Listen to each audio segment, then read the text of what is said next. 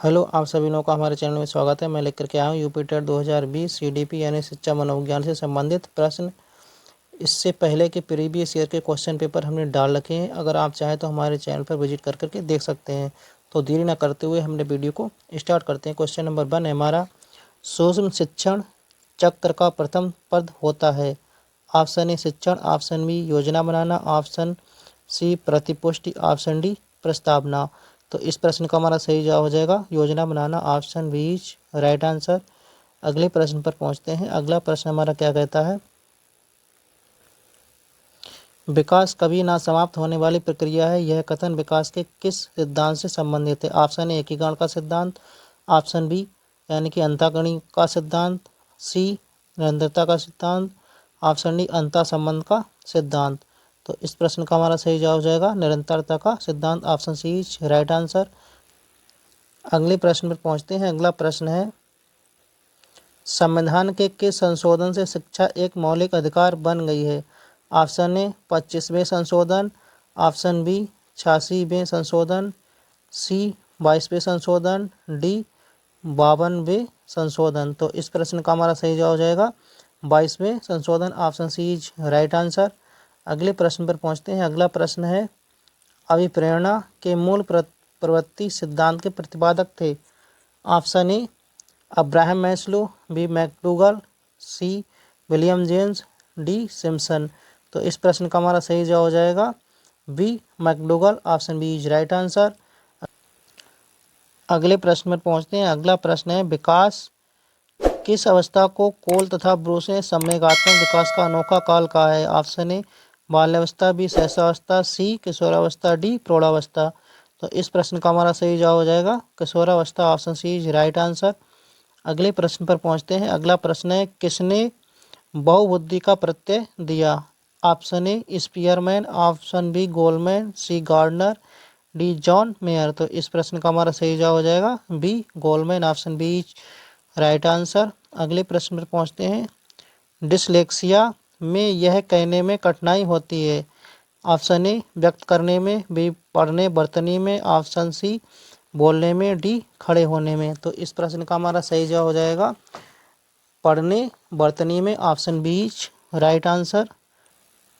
अगले प्रश्न पर पहुंचते हैं। अगला प्रश्न है,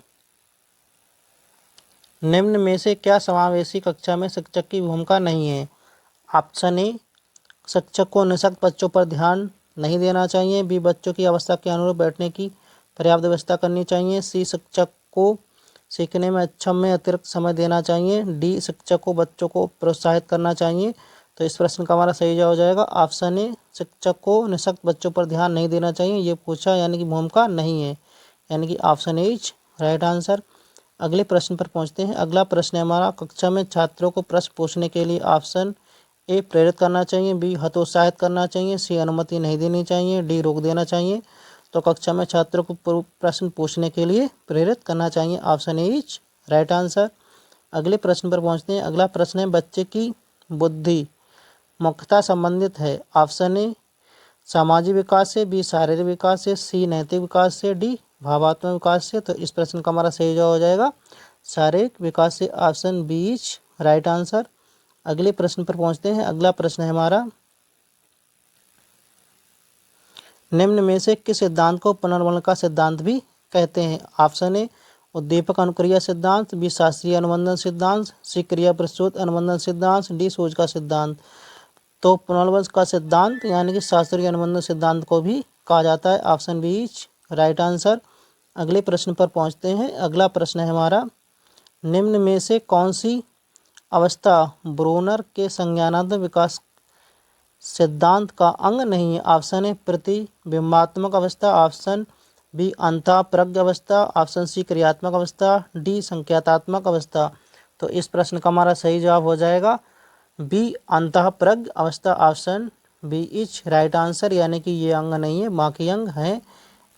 अगला प्रश्न है, मॉरिसन ने बौद्ध स्तर के प्रशिक्षण प्रतिभाओं में 5 पदों का वर्णन किया है। वे हैं आप यानी कि 1 प्रस्तुतिकरण, 2 खोज, 3 संगठन व्यवस्था, 4 आत्मीकरण, 5 वाचन अभिव्यक्तिकरण। तो इस प्रश्न में हमारा सही जवाब हो जाएगा ऑप्शन ए यानी कि इसका क्रम क्या होना चाहिए हमारा, दूसरा खोज, पहला प्रस्तुतिकरण और चौथा हमारा होना चाहिए आत्मीकरण, तीसरा होना चाहिए संगठन व्यवस्था और पांचवा होना चाहिए वाचन अभिव्यक्तिकरण। अगले प्रश्न पर पहुंचते हैं। अगला प्रश्न है, निम्न में से कौन सा संज्ञानात्मक क्षेत्र से संबंधित नहीं है। ऑप्शन ए अनुप्रयोग, बी अनुमूलन, सी ज्ञान, डी बोध। तो इस प्रश्न का हमारा सही जवाब हो जाएगा अनुमूलन, option B is right answer. अगले प्रश्न पर पहुंचते हैं। अगला प्रश्न है, निम्न में से कौन सा अधिगम का वक्र नहीं है। ऑप्शन ए मिश्रित, बी नतोदर, सी उनतोदर यानी उत्तल, डी लंबवत। तो इस प्रश्न का हमारा सही जवाब हो जाएगा लंबवत। ये अधिगम का वक्र नहीं है, बाकी ये चारों यानी तीनों अधिगम के वक्र हैं। अगले प्रश्न पर पहुंचते हैं। अगला प्रश्न है, यदि शिक्षक कक्षा में एक छात्र को समस्यात्मक बालक के रूप में पाता है तो उसे ऑप्शन ए बच्चे को नज़रअंदाज कर देना चाहिए, बी बच्चे को दंड देना चाहिए, सी बच्चे को तत्काल घर वापस भेज देना चाहिए, डी बच्चे को परामर्श देना चाहिए। तो इस प्रश्न का हमारा सही जवाब हो जाएगा बच्चे को परामर्श देना चाहिए, option D is right answer. अगले प्रश्न पर पहुंचते हैं। पाठ सहगामी क्रिया मुख्यतः संबंधित है। ऑप्शन ए छात्रों के सर्वांगीण विकास से, बी शैक्षिक संस्थानों के विकास से, सी छात्रों के मानसिक विकास से, डी छात्रों के वृत्तिक विकास से। तो इस प्रश्न का हमारा सही जवाब हो जाएगा ऑप्शन ए छात्रों के सर्वांगीण विकास से, option A is right answer.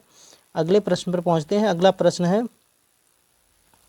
निम्न में से किसने अधिगम सिद्धांत का प्रतिपादन नहीं किया। Option A Skinner, B Kohler, C Thorndike, D B S. Bloom. तो इस प्रश्न का हमारा सही जवाब हो जाएगा ऑप्शन डी बी.एस. ब्लूम ने अधिगम सिद्धांत का प्रतिपादन नहीं किया। अगले प्रश्न पर पहुंचते हैं। शिक्षा में अवरोधन का तात्पर्य है। ऑप्शन ए बालक का विद्यालय ना जाना, ऑप्शन बी बालक का विद्यालय में प्रवेश ना लेना, सी किसी बालक का एक वर्ष से अधिक समय तक एक ही कक्षा में रहना, ऑप्शन डी यानी बालक द्वारा विद्यालय छोड़ देना। तो इस प्रश्न का हमारा सही जवाब हो जाएगा ऑप्शन सी किसी बालक का एक वर्ष से अधिक समय तक एक ही कक्षा में रहना, option C is right answer. यानी अवरोधन यानी कि वह अगली कक्षा में नहीं बढ़ रहा है। अगले प्रश्न पर पहुंचते हैं। निम्न में से किस कौशल में पूर्व ज्ञान का परीक्षण आता है। ऑप्शन ए प्रस्तावना कौशल, ऑप्शन बी उद्दीपन परिवर्तन कौशल, सी प्रदर्शन कौशल, डी समापन कौशल। तो इस प्रश्न का हमारा सही जवाब हो जाएगा प्रस्तावना कौशल, option A is right answer. अगले प्रश्न पर पहुंचते हैं। अगला प्रश्न है, मानव विकास का प्रारंभ होता है। ऑप्शन ए पूर्व बाल्यावस्था से, बी गर्भावस्था से, सी शैशवावस्था से, डी उत्तर बाल्यावस्था से। तो इस प्रश्न का हमारा सही जवाब हो जाएगा ऑप्शन बी गर्भावस्था से, option B is right answer. अगले प्रश्न पर पहुंचते हैं।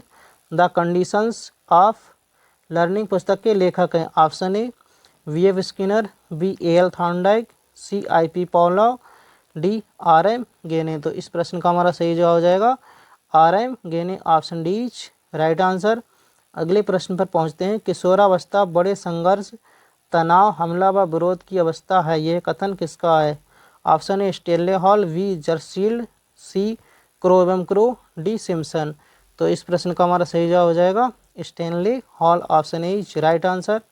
अगले प्रश्न पर पहुंचते हैं। अगला प्रश्न है, सूक्ष्म शिक्षण के भारतीय प्रतिमान में कुल कितना समय लगता है। Option A 40 minute, B 36 minute, C 30 minute, D 45 minute. तो इस प्रश्न का हमारा सही जवाब हो जाएगा 36 minute, option B is right answer. अगले प्रश्न पर पहुंचते हैं। सीखने का पठार सीखने की प्रक्रिया के मुख्य अभिलक्षण हैं जो उस स्थिति को प्रकट करते हैं जिसमें सीखने की प्रक्रिया में कोई उन्नति नहीं होती है, कथन किसका है। Option A Hollingworth, option B Gates व अन्य, option C Skinner, option D Ross. तो इस प्रश्न का हमारा सही जवाब हो जाएगा option D Ross, option D is right answer. अगले प्रश्न पर पहुंचते हैं। अगला प्रश्न है, व्यवहार के कारण व्यवहार में परिवर्तन ही अधिगम है, यह किसने कहा। Option A Guilford, option B Woodworth, option C Crow एवं क्रो, डी स्किनर। तो इस प्रश्न का हमारा सही जवाब हो जाएगा ऑप्शन ए यानी गिलफोर्ड ने कहा था, option A is right answer.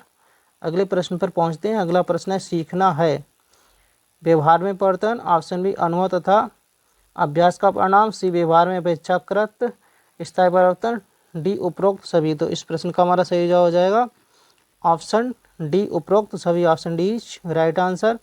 अगले प्रश्न पर पहुंचते हैं। समस्या समाधान का प्रथम चरण है।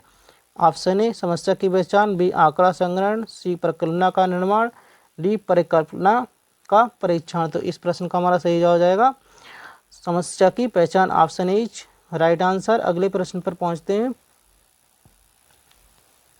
बालकों का अधिगम सर्वाधिक प्रभावशाली होगा जब ऑप्शन ए बालकों के संज्ञानात्मक, भावात्मक तथा मनोज्ञानात्मक पक्षों का विकास भी पढ़ने लिखने व गणितीय कुशलताओं पर ही बल होगा।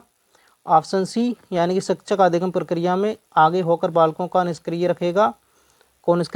डी शिक्षण व्यवस्था एकाधिकारवादी होगी। तो इस प्रश्न का हमारा सही जवाब हो जाएगा ऑप्शन डी, शिक्षण व्यवस्था एकाधिकारवादी होगी। Option D right answer. अगले प्रश्न पर पहुंचते हैं। अगला प्रश्न है स्मृति स्तर एवं बोध स्तर के शिक्षण प्रतिमान की संरचना में कौन सा सोपान उपनिष्ठ है। ऑप्शन ए अन्वेषण, बी सामान्यीकरण, सी तैयारी, डी प्रस्तुतिकरण। तो इस प्रश्न का हमारा सही जवाब हो जाएगा प्रस्तुतिकरण। Option D is right answer. अगर आपको ये वीडियो अच्छा लगा हो तो चैनल को लाइक और सब्सक्राइब करना ना भूलें। ये वीडियो देखने के लिए आप सभी लोगों का धन्यवाद।